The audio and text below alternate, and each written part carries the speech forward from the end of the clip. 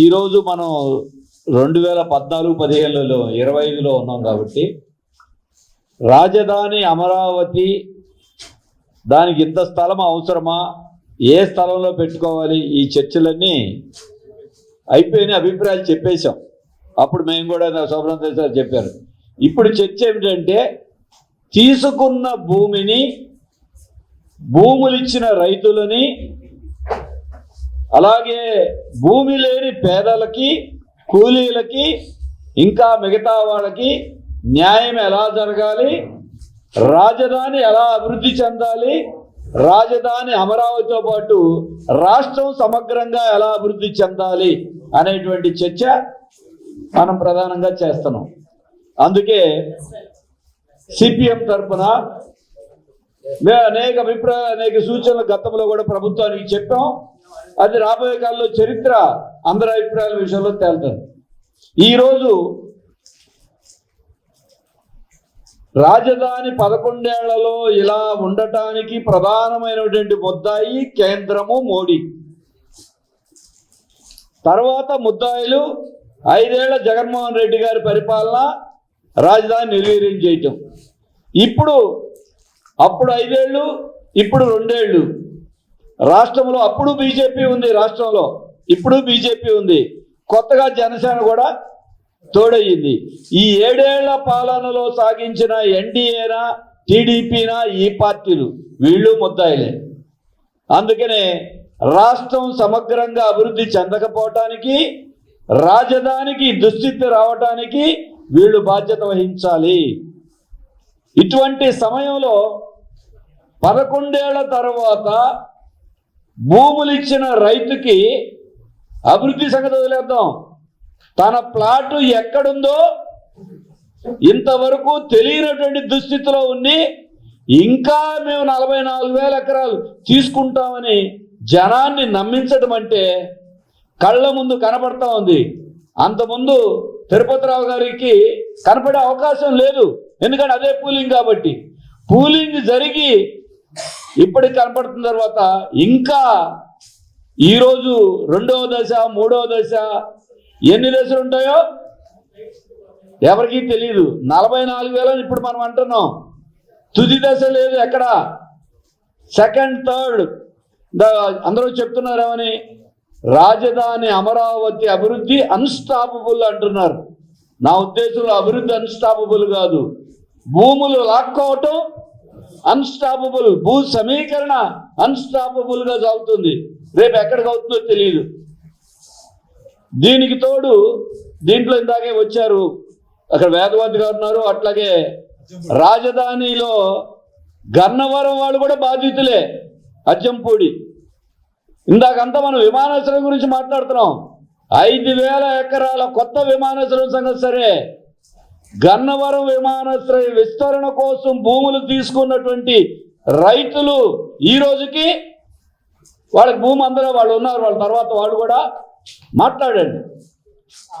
వాళ్ళు చెప్పింది ప్రకారం చూస్తే గన్నవరం విమానాశ్రయ విస్తరణ కోసం 450 ప్లాట్లు అనుకుంటా సుమారుగా ప్లాట్లు వాళ్ళు లేఅవుట్ వేసుకుని అప్రూవల్ లేఅవుట్లో ఉంటే మీ విస్తరణ కావాలంటే వాళ్ళ భూములు ఇష్టం లేకపోయినా గత్యంతరం లేక వాళ్ళు ఇచ్చారు. ఇస్తే వాళ్ళకి ఏం చెప్పారు, మాకు రాజధానిలో ఇస్తామంటే బహుశా వాళ్ళు ముందు చూపుతాం అనుకుంటా, మాకు అమరావతిలో వద్దు అక్కడే ఇమ్మన్నారు. అక్కడే ఇమ్మంటే పక్కనున్న ఎన్ని ఎకరాలండి మీది? 59 ఎకరాలు అజ్జంపూడిలో తీసుకుని వాళ్ళకి భూమి బదులు వాళ్ళకి అక్కడ ఇస్తామన్నారు. ఇప్పుడు వాళ్ళకి అమరావతిలో ప్లాట్లు ఇస్తామన్నాడు, అజ్జంపూడిలో వాళ్ళకి అమరావతిలో ఇవ్వలేదు, అక్కడే భూమి ఇస్తామన్నటువంటి వాళ్ళకి భూమి ఇవ్వలేదు. వాళ్ళు వీళ్ళు ఇద్దరు తిరుగుతున్నారు. ఇందాకే చెప్పారు, ఆశ్చర్యం ఏంటంటే కోర్టులోకి వెళ్తే 450 ప్లాట్లు వాళ్ళకి, సిఆర్డీఏ వాళ్ళు మేము ఆల్రెడీ ప్లాట్లు ఇచ్చేసామని కోర్టులో ఒక అఫిడవిట్ ఫైల్ చేశారంట.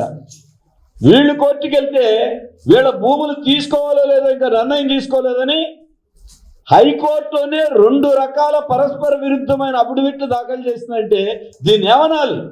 చట్టబద్ధమైన మోసం చేస్తా ఉన్నారు, కోర్టులని, జ్యుడిషియరీని కూడా మోసం చేస్తా ఉన్నారు. ఇది మన కళ్ళ ముందు కనబడతా ఉంది.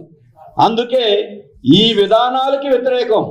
రాజధానికి అనేక అంశాలు, అనేక చర్చలు అయిపోయినాయి. రాజధాని అమరావతి బాగా అభివృద్ధి చెందాలి, రాష్ట్రంలో ఉన్న అన్ని ప్రాంతాలు అభివృద్ధి చెందాలి.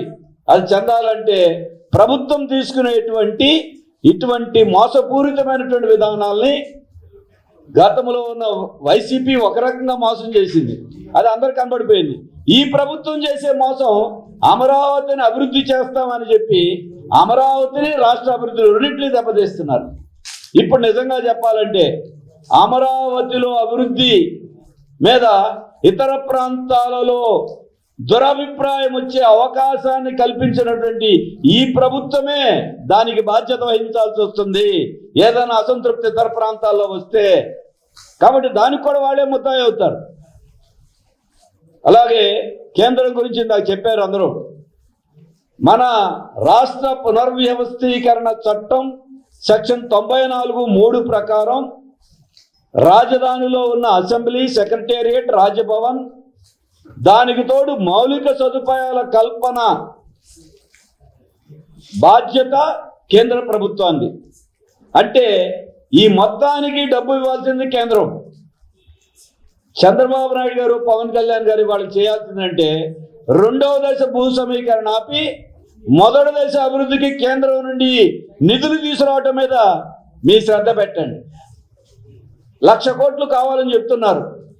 1,00,000 కోట్లు కేంద్రం ఇచ్చిందంత 1,500 కోట్లు, 1.5, 1.5% మాత్రమే.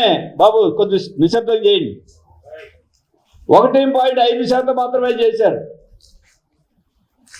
100 రూపాయలు ఇవ్వాల్సి వస్తే 1 రూపాయి ఇచ్చి రాష్ట్ర అభివృద్ధి గురించి మాట్లాడుతూ ఉంటే మాది డబుల్ ఇంజిన్ సర్కార్, ట్రిపుల్ ఇంజిన్ సర్కార్ అన్నారు.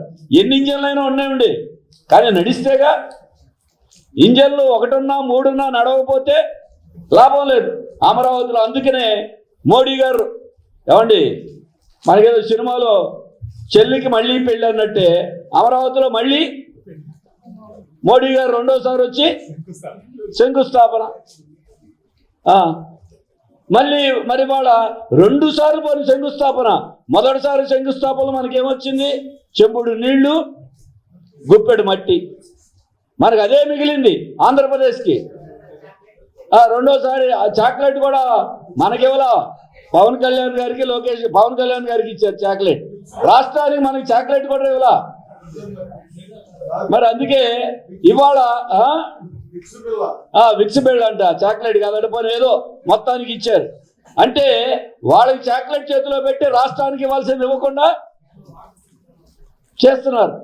మరి అందుకే ఇవాళ మనం ముఖ్యంగా అందరం కలిసి ఒత్తిడి చేయాల్సింది ఏమిటంటే కేంద్ర ప్రభుత్వం యొక్క నిధులు మీ దయాదాక్షిణ్యం కాదు, చట్టపరమైనటువంటి బాధ్యత కేంద్రాన్ని. మన హక్కు. మీరేదో ఇష్టమైతే ఇస్తాం అని అంటారు, కుదరదు. ఈ చట్టపరమైనటువంటి మన హక్కుని ఎందుకు ఇవాళ అడగరు? మొన్న నిర్మలా సీతారామన్ గారు వచ్చి వెళ్ళారు. ఏమొచ్చింది? శంకుస్థాపన చేశారు. 11 ఏళ్ల క్రితం ఇచ్చినటువంటి బ్యాంకులకి స్థలం ఇస్తే 11 ఏళ్ల తర్వాత శంకుస్థాపన చేసి దాన్ని కూడా గొప్ప అని చెప్పుకున్నారంటే సిగ్గుపడాలా? 11 ఏళ్ల క్రితం ఇచ్చారు. దాంట్లో చెప్తున్నారు ఏమని? 6,000 ఉద్యోగాలు వస్తాయంట. బ్యాంకుల్లో కొత్త ఉద్యోగాలు అమరావతిలో తీసుకుంటారా? విజయవాడలో ఉన్న బ్రాంచ్ వెళ్ళి ఇక్కడ హెడ్ ఆఫీసులు ఉన్నాయి, అమరావతిలోకి మారుతాయి 2 ఏళ్ళకో 3 ఏళ్ళకో. ఈ ఉద్యోగస్తులు అక్కడికి ట్రాన్స్ఫర్ అవుతారు. మీరు అటువంటివి ఎందుకు? తెలియని విషయాలు అవన్నీ. అందుకే ఇటువంటి అనేక అంశాలు చూస్తే నిర్మలా సీతారామన్ గారు కనీసం మా రాష్ట్రానికి వచ్చారు, డబ్బు సంగతి ఏంటని ఒకళ్ళు అడిగారా?